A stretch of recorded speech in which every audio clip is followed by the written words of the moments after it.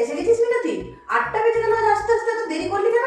আচ্ছা ঘুম ভাঙেনি? না না, ঘুম তো আমাদেরও কোনো দিন ভাঙে না। ঠিক আছে, তুই এক কাজ কর, তুই চাটা খা, আমি টিফিনটা বানিয়ে দিচ্ছি। আমি একটু টেনশন করছিলাম তোর শরীর ঠিক আছে কিনা। যে তুই ফ্রেশ হয়ে যা। এই মিনতি, দাদার সাদা জামা কাপড়গুলো কাচিসনি কালকে? আচ্ছা ঠিক আছে, হাতে কাচতে পারবি না? হ্যাঁ ঠিক তো, হাতে কি করে কাচবি? দেখ কাজ করে, এগুলো একটু সাবধানে ভিজিয়ে দে, আমি কেচে দেবো। এই মিনতি, আগের মাসে 4টে ছুটি নিয়েছিলি না? না না, টাকা কাটবো না, টাকা কাটবো না। এক কাজ করিস, এই মাসে আর ছুটি নিস না, তাহলে ওটা অ্যাডজাস্ট করে দিব। এই মিনতি, 10 দিন হয়ে গেল পেছনের ব্যালকনিটা পরিষ্কার করিস নি।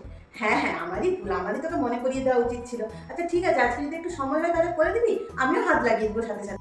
মা, যা রান্না করছি তাই খেয়ে নিন না, শুনতে পেলে আমার এখন আসবে না। কতবার বলেছি ওর সামনে এসব বলবেন না, এমনি কাজের লোক পাওয়া যায় না, আর এই পুরো ঘর সামলানো আমার একার পক্ষে সম্ভব নয়, কেউ তো কিছু পুরোটা নাড়েও না। মিনতি তুই ডাকছিস?